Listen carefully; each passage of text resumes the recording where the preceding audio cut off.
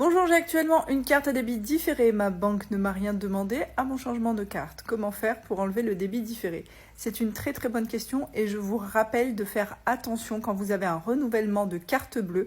Si vous avez une carte à débit immédiat, souvent la banque va vous la renouveler en carte à débit différé. Elle va vous envoyer un courrier et si vous ne voulez pas de cette carte à débit différé, c'est à vous de renvoyer le refus par courrier. Donc faites bien attention, sinon vous allez être piégé. Les banques aujourd'hui, elles n'hésitent plus à mentir, à arnaquer, à faire ce qu'elles veulent. Elles ont toutes l'objectif de vous refiler des cartes à débit différé. Et pour les personnes qui ont du mal à gérer un budget, et même pour les autres d'ailleurs, le débit différé, très souvent, ça va aggraver votre situation et ça va vous mettre dans la merde. Donc je vous déconseille la carte à débit différé. Ne vous laissez pas avoir et ne vous laissez pas berner quand la conseillère va vous dire « Oui, mais on fait que des cartes à débit différé ». Les banques proposent aussi des cartes à débit immédiat. Toutes les banques ont des cartes à débit immédiat. Si elles vous disent le contraire, c'est qu'elles vous mentent en pleine face. Et elles mentent très souvent, donc attention à vous. Pour en revenir aux commentaires, une fois qu'on s'est fait niquer par la carte à débit différé et qu'on a tapé dedans, qu'on n'a pas géré son budget et que du coup il y a un encours de cartes de plusieurs centaines voire de milliers d'euros qui va être débité dans un mois, comment on fait pour se débarrasser de cette merde? C'est simple. La carte, qu'elle soit différée ou immédiate, on s'en sert pour quoi? On s'en sert pour les charges variables, à savoir l'alimentation et le carburant. Bien évidemment, je sais que vous vous en servez pour plein d'autres choses, sinon vous ne serez pas dans cette situation-là. Donc, ce qu'il faut que tu fasses tout de suite, c'est d'arrêter de t'en servir. Il n'y a que comme ça que petit à petit, tu vas diminuer l'encours. Donc, on arrête de s'en servir. On arrête d'acheter des trucs avec. On arrête de faire des 3 fois, 4 fois sans frais avec. On arrête de mettre des charges sur cette carte. Il faut que tu t'en serves uniquement, et vraiment uniquement, ça c'est si tu veux vraiment t'en sortir, pour l'alimentation et le carburant. C'est les seules charges avec lesquelles tu payes en carte bleue. Tout le reste, c'est des prélèvements.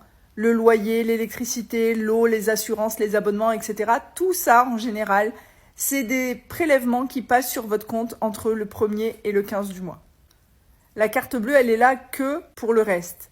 Et dans le reste, 90% de ce qu'on dépense, c'est du superflu. Il n'y a vraiment que le carburant et l'alimentation qui sont vraiment les dépenses variables essentielles.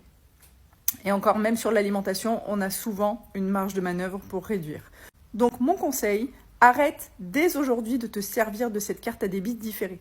Tu n'as plus les moyens, tu as un encours qui va arriver, ça va te mettre à découvert, ça va peut-être même dépasser ton découvert et ça va continuer à enfoncer dans la spirale. Donc arrête de faire des achats avec.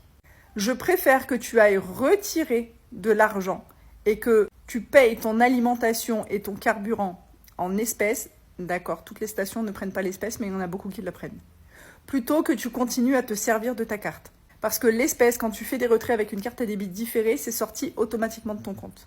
Si tu continues à payer par carte, tu vas encore décaler l'encours et dans 1 mois et demi, 2 mois, tu devras encore payer les dettes que tu es en train de te faire là. Donc arrête tout de suite. La semaine dernière, j'étais en coaching avec une jeune fille.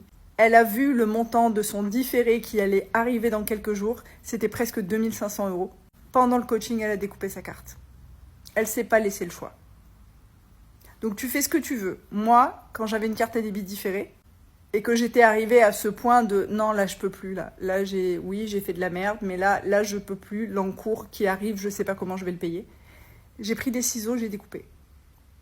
La jeune fille en coaching, elle avait la même rage que j'ai eue il y a quelques années. Elle l'a découpé direct.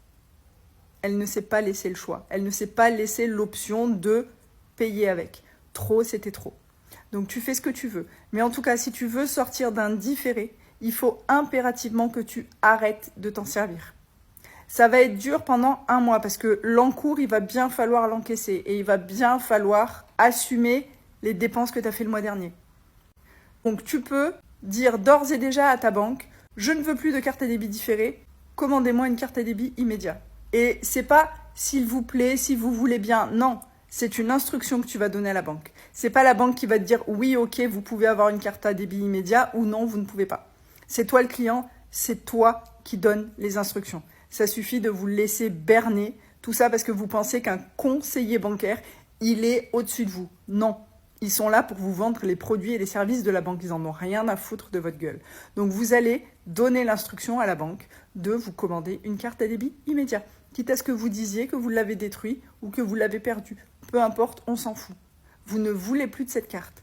Arrêtez de vous en servir, ça ne fait que vous mettre dans la merde. Donc la seule chose à faire pour se débarrasser d'un différé, c'est d'arrêter de s'en servir, de faire un budget optimisé en ne gardant que l'essentiel, d'enlever tout le gras, tout le superflu pour pouvoir absorber l'encours qui va arriver. Ça va être dur, 1 mois, je te le cache pas. Tu peux aussi trouver des moyens d'aller chercher de l'argent. Tu vends tout ce qui traîne chez toi, tu mets tout sur le bon coin, Facebook Marketplace, Vinted, eBay, etc. Ça va venir amortir d'une certaine manière le montant qu'il va avoir sur ton compte. C'est-à-dire qu'au lieu, par exemple, de te retrouver avec moins 900 € ou moins 1500 €, tu auras trouvé des moyens d'aller augmenter tes revenus, tu auras un petit peu renfloué ton compte, et ce qui fait que tu seras à découvert d'un peu moins que si tu n'avais rien fait et tu avais juste attendu que l'encours passe. Donc courage à toi, c'est pas facile, mais si tu te donnes pas les moyens pour passer un mois un peu difficile, tu n'arriveras jamais à t'en débarrasser de cette merde. À toi de jouer.